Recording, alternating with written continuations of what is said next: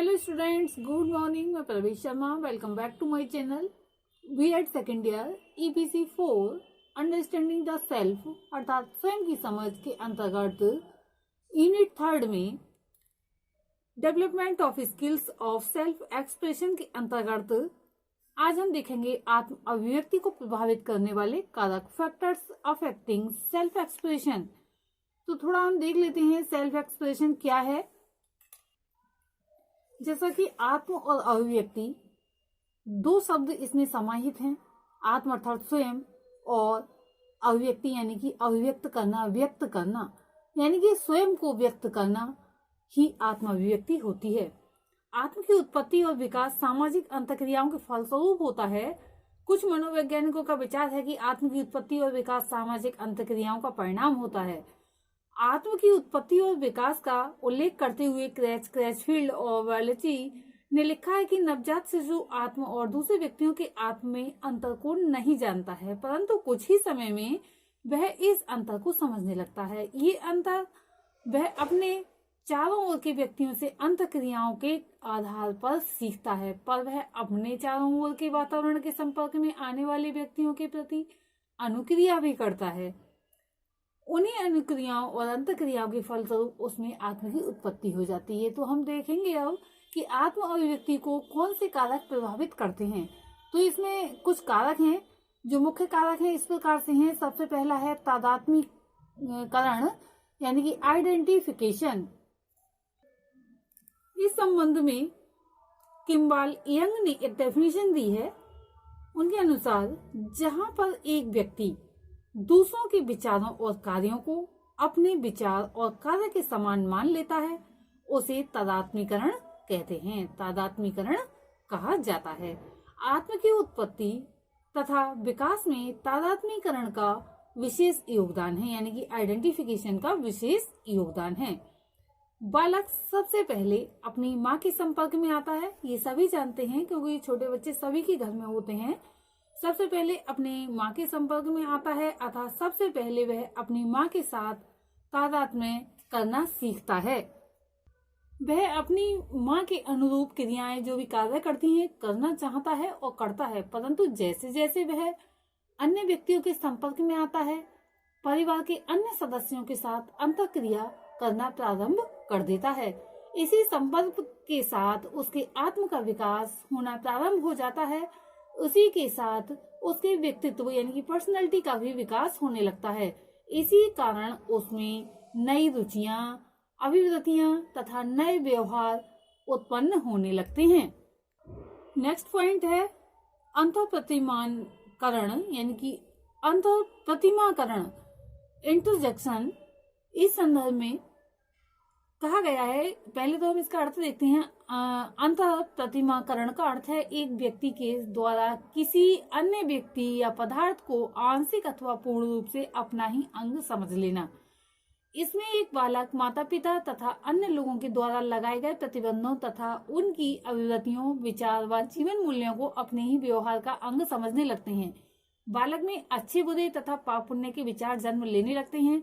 बालक के आत्म का विकास प्रारंभ हो जाता है। कहने का तात्पर्य ये है कि किसी परिवार में कोई भी ऐसी बात है जो कि बच्चे से कहा जाता है कि अगर तुम ऐसा नहीं करोगे तो पाप लगेगा। किसी भी जीव को मारना जो है एक हत्या का पाप लग जाएगा और ऐसा होगा, और अगर तुम किसी की चुगली करोगे तो तुम्हें इस पशु का जन्म मिलेगा। तो इस प्रकार की बातें जब बालक व्यवहार में आता रहता है तो उसके जो है जीवन का एक अंग बन जाती हैं और वैसा ही सोचने लगता है।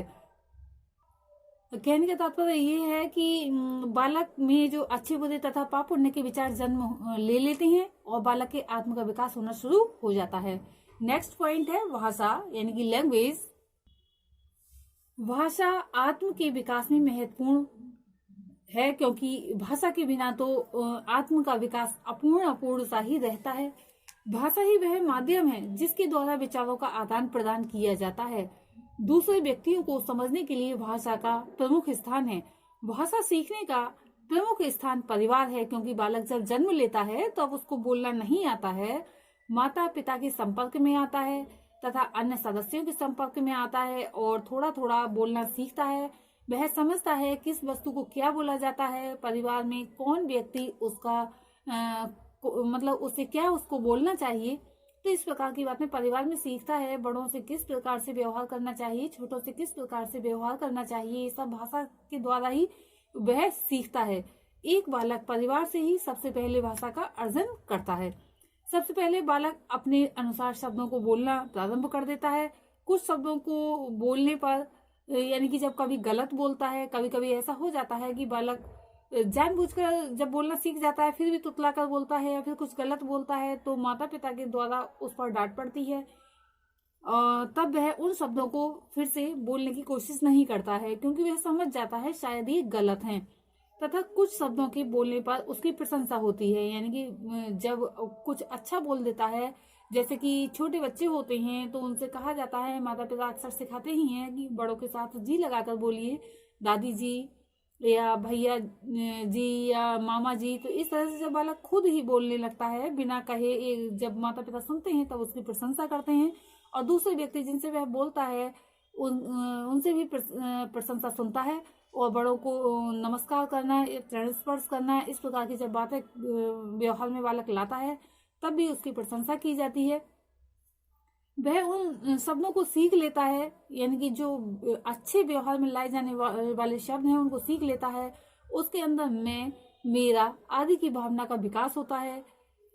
वही उसमें आत्म की जो है अभिव्यक्ति करता है, यानी कि उसके आत्म की अभिव्यक्ति वहां पर प्रदर्शित होने लगती है। अक्सर हम देखा करते हैं कि आस पड़ोस में बालक देखता है कि किसी पड़ोसी से झगड़ा हो गया या किसी के फ्रेंड से झगड़ा हो गया। परिवार में भाई बहन होते ही हैं, और बच्चे को जब ये बातें पता चलती हैं, वह भी वैसा ही उनके साथ जब भी मिलते हैं तो व्यवहार करने लगता है। तब बच्चे को ऐसा नहीं शो करना चाहिए कि हमारे साथ कोई झगड़ा हुआ है, क्योंकि बालक वैसा ही सीखता है, बालक तो अनजान होता है।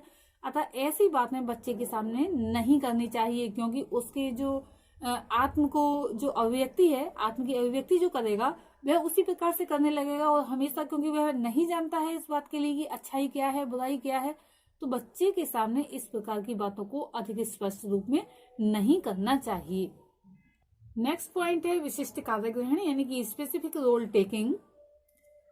इसमें बालक समूह के अन्य सदस्यों की भांति, यानी कि जो परिवार में लोग होते हैं, वह जैसा करता हुआ देखता है उनकी अनुपस्थिति में वैसा ही करना प्रारंभ करता है। यानी कि बालक घर, परिवार या विद्यालय में अपने बड़ों को जैसा कार्य करते हुए देखता है, वह उनकी अनुपस्थिति में वैसा ही कार्य करना प्रारंभ कर देता है। बालक अपने माता पिता, भाई बहन, अध्यापक, वकील, पुलिस, दुकानदार तथा ऐसे ही अन्य व्यक्तित्व का अभिनय करता है, यानी कि जो व्यक्ति जो उससे बड़े करते हैं वह अभिनय करने का प्रयास करता है। आपने अक्सर देखा होगा जब विद्यालय से छोटा बालक घर पर आता है तो जो दरवाजे लगे हुए होते हैं, कमरे का दरवाजा है या किसी भी दरवाजा जहां पर उसे स्पेस मिल जाता है, तो उसे बोर्ड बनाकर एक टीचर के रूप में ऐसा करता है, एक इमेज बन जाती है उसके मस्तिष्क में, और ऐसा महसूस करता है कि सामने बच्चे पढ़ रहे हैं और वह पढ़ाने का एक नाटकीय ढंग अपना लेता है। तो इसमें क्या है कि एक विशिष्ट कार्य वह करना चाहता है, और कभी कभी इन कार्यों से उसे पता मतलब उसके कार्यों से पता चलता है, जैसे कभी कभी वकील की एक्टिंग करने लगता है, पुलिस की एक्टिंग करने लगता है, तो उसे ये भी पता चल जाता है कि बच्चे की रुचि किसमें है। क्योंकि पढ़ने जाने पर भी हो सकता है उसने कभी रास्ते में कोई घटना देखी उसी का नाटक करने लगे, तो उससे ये पता चल जाता है कि बच्चे की रुचि कहाँ पर है। इस प्रकार का अभिनय करने में बालक बहुत समय लगा देता है।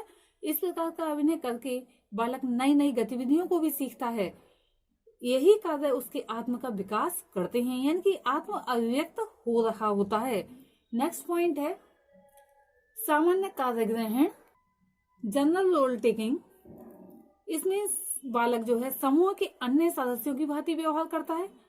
इसमें बालक ये सोचता है कि दूसरे व्यक्ति उससे किस प्रकार से व्यवहार कर रहे हैं या किस प्रकार के व्यवहार की आशा करते हैं। विशिष्ट क्रियाओं में प्रयुक्त होने वाले मूल तत्व उसमें कार्य करते हैं। इसमें बालक किसी विशिष्ट व्यक्ति का नहीं बल्कि समूह के अन्य व्यक्ति का जो है कार्य ग्रहण करता है। ये सारी क्रियाएं उसके आत्म का विकास करने में सहायता करती हैं। इन सभी कार्यों को करते हुए बालक विभिन्न प्रकार की अंतःक्रियाएं करता है तथा ये सभी कार्य मिलकर बालक के आत्मविश्वास को बढ़ावा देते हैं। इस प्रकार से identification, introjection, language, specific role taking तथा जनरल रोल टेकिंग महत्वपूर्ण कारक हैं जो कि बालक के आत्म अभिव्यक्ति को प्रभावित करते हैं। सत्यम, शिवम तथा सुंदरम ये तीनों एक ही हैं। जो सत्यम है वही शिवम तथा सुंदरम है तथा जो शिवम है वही सत्यम व सुंदरम भी है तथा जो सुंदरम है वही शिवम तथा सत्यम है। जब तक व्यक्ति अपरिपक्व होता है उसको सत्यम, शिवम तथा सुंदरम पृथक दिखाई देते हैं, किंतु समय के साथ साथ ज्ञानात्मक, भावात्मक और क्रियात्मक विषयों की जानकारी के साथ उसके व्यक्तित्व के पठन में इनका एकीकरण हो जाता है। इसी को आत्मानुभूति की स्थिति कहा जाता है। इसमें क्या है, एक उपलब्धि को बताते हुए कहा गया है, हमारा उद्देश्य छात्रों को इस योग्य बनाना है कि वे संपन्न तथा सारयुक्त जीवन बिता सकें, सर्वांगीण तथा अच्छे व्यक्तित्व का निर्माण कर सकें, सुखी जीवन व्यतीत कर सकें, परेशानी आने पर गरिमा तथा लाभ के साथ उनका सामना कर सकें तथा उच्च जीवन व्यतीत करने में दूसरे लोगों की भी सहायता कर सकें। तो यही आत्म अभिव्यक्ति है, मतलब जो अच्छी आत्म अभिव्यक्ति है यही है, क्योंकि अपनी सहायता व्यक्ति कर सकता है तो दूसरों की भी कर सकता है। अगर अपनी नहीं कर सकता तो दूसरों की किस प्रकार से करेगा। इसीलिए जो कारक प्रभावित करते हैं उनको ठीक प्रकार से, मतलब अच्छी प्रकार से प्रभावित करें। जैसे कि भाषा है तो घर में, परिवार में भाषा अच्छी प्रकार से ही सिखाई जाए, कोई गलत लैंग्वेज बालक को नहीं सिखाई जाए, क्योंकि उसके भविष्य का निर्माण अधिकांशता भाग जो उस भाषा ही करती है। जब उसकी भाषा होगी तो प्रत्येक व्यक्ति को, अन्य लोगों को जब भी वह अभिव्यक्ति करेगा सो उनकी प्रभावित करेगी। और जब उसकी भाषा अच्छी नहीं होगी तो 2-4 शब्द बोलने पर ही व्यक्ति ये सोचेगा कि अब आगे ये व्यक्ति बात ना करे। अतः ऐसे कार्य करने चाहिए जिससे कि बालक का आत्मविश्वास बढ़े तथा कुछ अच्छा सीखे, जिससे कि उसके भविष्य का अच्छा निर्माण हो सके। आज के लिए इतना ही, धन्यवाद।